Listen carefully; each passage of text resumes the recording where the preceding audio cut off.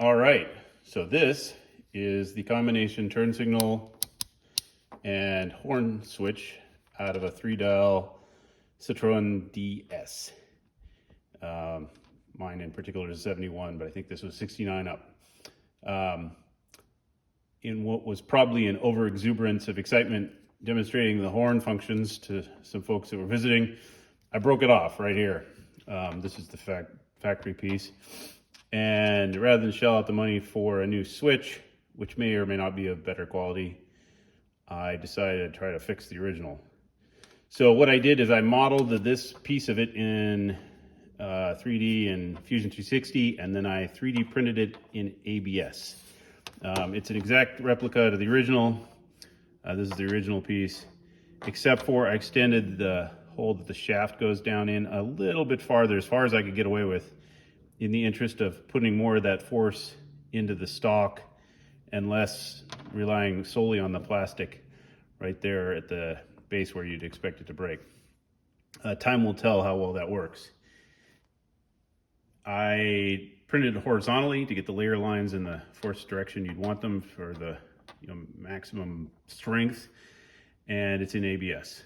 So it does require a fair amount of fussy cleanup because of the supports and whatnot necessary, particularly down here in this end where the two contacts for the turn signals fit in. There's two little brass discs and a spring in each of these holes, and to get all those in there and moving in and out took a little bit of fussing, as did this weird pivot point in the middle that's actually kind of an X-shaped pivot for both, since this moves in two directions.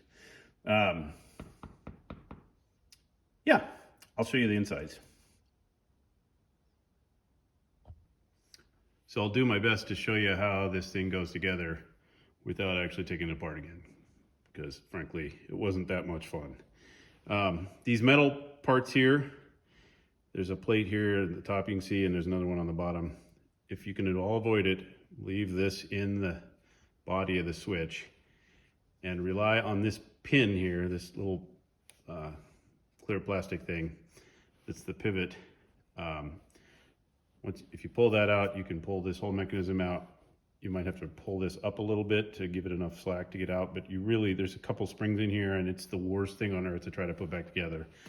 I literally have hours into figuring that out. I'm sure they had a fixture or something at the factory, but I don't, and I didn't feel like trying to figure one out.